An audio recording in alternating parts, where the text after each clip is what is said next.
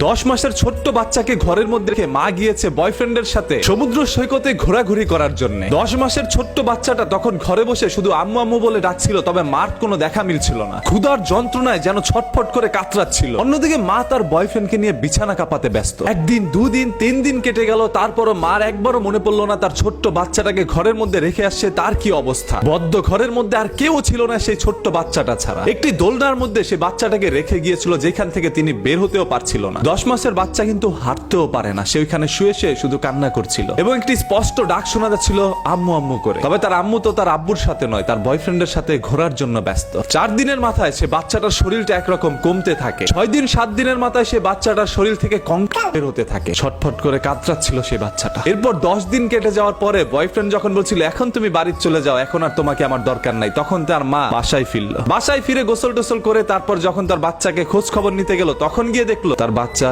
এই দুনিয়ার মধ্যে আর নাই। সেই ছোট্ট ফুটফুটে সন্তানটি তো ভাই দুনিয়ার মধ্যে কি এমন অপরাধ করেছিল? তার তো কোনো দোষ ছিল না, এমন একজন মায়ের পেট থেকে তিনি জন্মগ্রহণ করেছেন। এরকম একটি ঘটনা ঘটে যাওয়ার পর থেকে ভাই প্রত্যেকটা মানুষের হৃদয়ের মধ্যে আঘাত লেগেছে। এখন সন্তান মাকে বিশ্বাস করতে পারছে না। তিনি পারতো তার বয়ফ্রেন্ডের সাথে তার বাচ্চাটাকেও নিয়ে যেতে, নিয়ে অন্য কোনো জায়গায় শোয়া রাখতো। ও তো আর কিছু বোঝে না কোনটা বাবা আর কোনটা তার বয়ফ্রেন্ড। এর আগেও যখন সে বাচ্চাটার বয়স ছিল 4 মাস, তখন কিন্তু তাকে রেখে 2 দিনের জন্য তিনি চলে যায় সমুদ্র সৈকতে। সেখানে আবার অন্য একটি ছেলের সাথে কিছুটা সময় কাটিয়ে আসে। এই বাচ্চাটা যে কয়জনের কাছ থেকে হয়েছে সেটাও তার মা এখন পর্যন্ত বলতে পারে না। বাচ্চার বাবাকে সেটা বাচ্চা নিজেও জানতো না। পৃথিবীর ভূপৃষ্ঠে এরকম অসংখ্য মারা রয়েছে যাদের কারণে সকল বাচ্চাগুলো কষ্টে চিৎকার করতে করতে দুনিয়া থেকে বিদায় নেয়। ওর তো এমন কোনো দোষ ছিল না ভাই। সেই ভিডিওটা আমি আপনাদের সামনে তুলে ধরতে পারছি না, কারণ সেই ভিডিওটা দেখার পর আপনারা অনেকেই ঠিক থাকতে পারবেন না। ছোট্ট সেই বাচ্চাটি শুধুমাত্র দোলনা থেকে কান্না করছিল ভাই। 1 দিন, 2 দিন, 3 দিন, 4 দিন শুধু কান্নাই করে যাচ্ছিল। কেউ এসে তার পাশে দাঁড়ায়নি। ও শুধু স্বপ্নে দেখছিল তার মা তার পাশে আসবে। ক্ষুধার যন্ত্রণা কতটা তীব্র হতে পারে সেটা ওই বাচ্চাটা তখন বুঝেছিল। এরকম একজন মায়ের বিচার পুরো পৃথিবীবাসী এখন চাচ্ছে। এটার সঠিক বিচার না হলে অন্য মাও কিন্তু এরকম করতে পারে। মানুষের যৌনতা কতটা তীব্র হতে পারে। একটি বাচ্চাকে 10টা দিন তার ঘরের মধ্যে বদ্ধ অবস্থায় রেখে গিয়েছে, মার একটু হদিশ নেই বাচ্চাটা কি খেয়ে বাঁচবে। ও কিভাবে ছটফট করছে। 1 দিন 1 ঘন্টা মাকে না দেখলে যে বাচ্চা কান্নাকাটি করে, সেই বাচ্চা 10 দিন না দেখে তার মাকে কিভাবে থাকবে। এই সেন্সটা তার মার মাথায়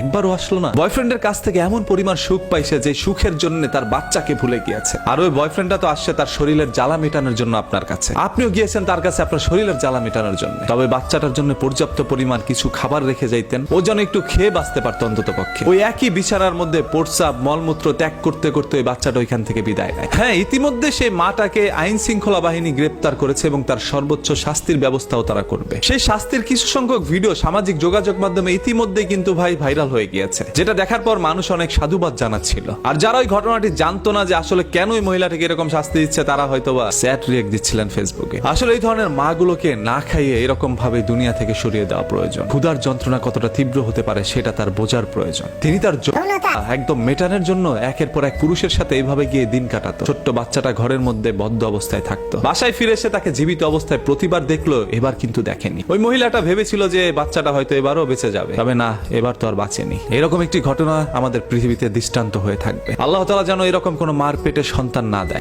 কি যৌনতা আপনাদের! এই যৌনতার জন্য জীবন চলে গেল একটি মাসুম বাচ্চা। এটার একটাই কারণ, বাবা বা মা কখনোই চায়নি এই সন্তানটা পৃথিবীর বুকে আসুক। ভুলবশত ভাই বাচ্চাটার জন্ম হয়ে গিয়েছে। বাবা মনে করছে এই বাচ্চাটার জন্ম হয়েছে অন্য কোনো জায়গা থেকে, মা মনে করছে কোথা থেকে জন্ম দিয়েছে সব হয়তো জেনে গিয়েছে। পৃথিবীর বুকে যেন কখনোই এরকম কোনো ঘটনা না ঘটে, এরকম কোনো ঘটনা আল্লাহ তাআলা যেন আমাদের আর না দেখায়। একজন মা তার সন্তানের জন্য 10 মাস 10 দিন কষ্ট করে যায়। সেই সন্তানটা পৃথিবীর ভূপৃষ্ঠে আসার পরে সেই সন্তানের জন্য একজন মা কত কিছুই না ত্যাগ করে। একজন সন্তানকে এই পৃথিবীতে মার চাইতে বেশি ভালো কেউ বাসে না। হ্যাঁ, এই ধরনের কথাগুলো আমরা শুনে এসেছি এবং দেখে এসেছি। তবে আজকে হঠাৎ করে এরকম ঘটনাগুলো দেখার পর মনে হচ্ছে মারও যেন সন্তানের প্রতি কোনো ভালোবাসা নেই অন্য মানুষের মতো। তাহলে একজন মানুষ কোথায় যাবে? মায়ের পায়ের নিচে নাকি সন্তানের জান্নাত? আজকে মনে হচ্ছে কিছু সংখ্যক মায়ের পায়ের নিচে সন্তানের জাহান্নাম। আর সেই জাহান্নামের তীব্র যন্ত্রণা পেয়ে পৃথিবী থেকে বিদায় নিল এরকম একটি ফুটফুটে সন্তান। আজকে আমরা সবাই লজ্জিত, আজকে আমরা সবাই অপমানিত। আমরা বাঁচাইতে পারিনি ওই ছোট্ট বাচ্চাটাকে। ও 2-4 দিন 5 দিন শুধু আম্মা আম্মা বলে ডেকেছে,